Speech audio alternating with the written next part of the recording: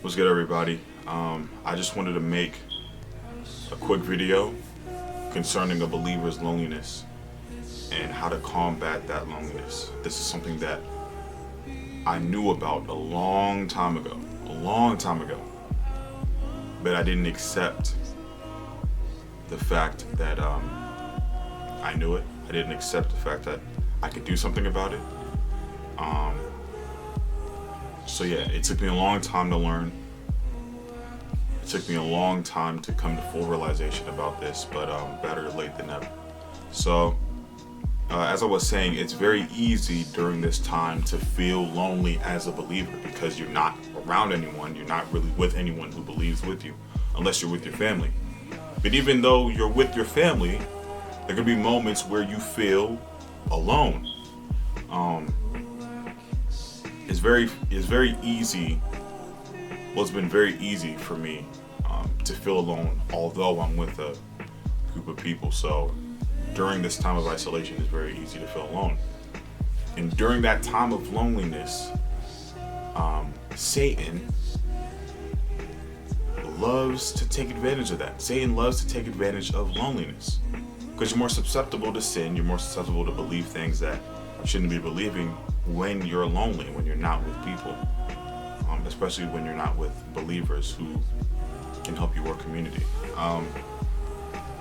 So I'm just going to talk about how we should combat this loneliness. This is something that, again, I should have accepted a long time ago, but of course, we make mistakes, and by grace we're here. So yeah, I'm just going to talk about that. So one thing that's important to notice is the fact that Jesus himself was alone.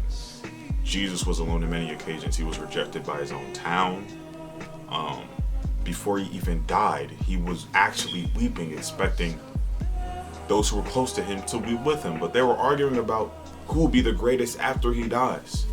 He was rejected. He essentially walked on the way to the cross, on the way to his death alone.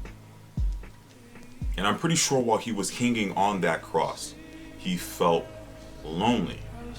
But then again, he was determined to die on the cross for our sin. So Jesus in all perfectness was lonely. There will be times where in your life you're lonely. You may be lonely in a sense of there's nobody around me, but also realize that you're not alone, because God says many times in his word that he is with you. He is with us as believers to the end of the age. So that's one thing that is important to realize. And another thing is that we need to realize what we need to do to combat that loneliness. Satan has a goal of making sure that nobody is saved, that nobody receives the knowledge of Christ. And if they do, to make sure that they stop believing in the knowledge of Christ because of their guilt and shame and sin and whatever may have you. So Satan's already doing that when you're not alone. Imagine how much he's going to apply that pressure when you're alone. One of the things that I picked up on recently is the importance of remaining in the presence of God while you're alone. I'm going to drop the link below to the original video that inspired me to make this video by Montel Fish. He was talking about how important it is to remain in the presence of God while you're alone, because while you're alone, it's easier for you to think and act in ways that God does not want you to act. So things like reading the Bible and praising and worshiping and talking about how good God is while you're alone can combat that. I think one reason why we struggle to pursue Christ, whether we're alone or not, is because it comes with work. As much as we need to do it, we realize that it requires work. It requires time. It requires devotion. It requires seriousness. And our sinful nature by itself wants what it wants. Therefore, it wants what pleases itself. In devotion, in time, and consistency, it doesn't sound pleasing.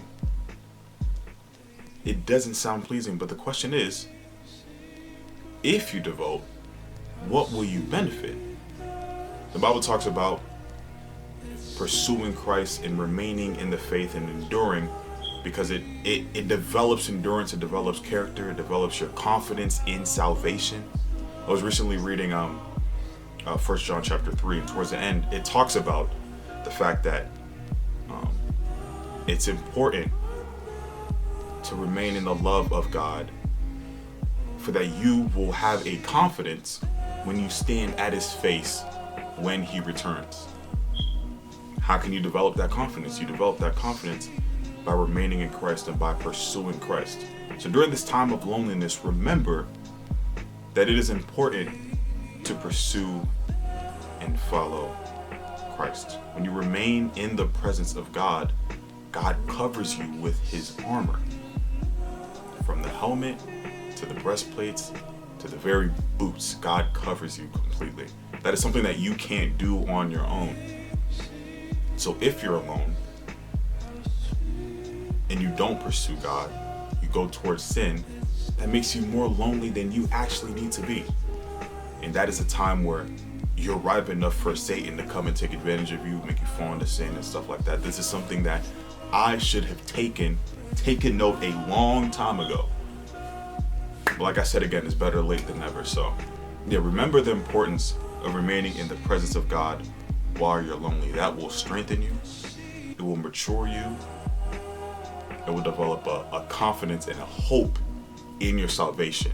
You may read the fact that you have salvation in the Bible, but if you're not pursuing Christ, which is something that I've struggled with, if you're not pursuing Christ, then the confidence that you have in your own salvation will be slim to none.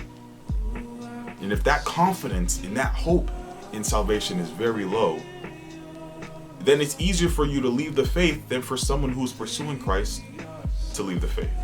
You know what I'm saying? So just remain in the presence of God. It may be hard and it may be difficult, but remember the path that Christ took for you to be free from the sin that you may even still be doing today.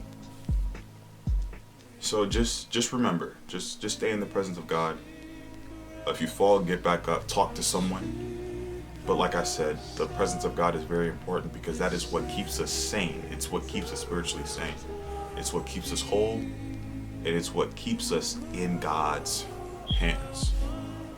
Remember that, take that, and run with it. Grace and peace.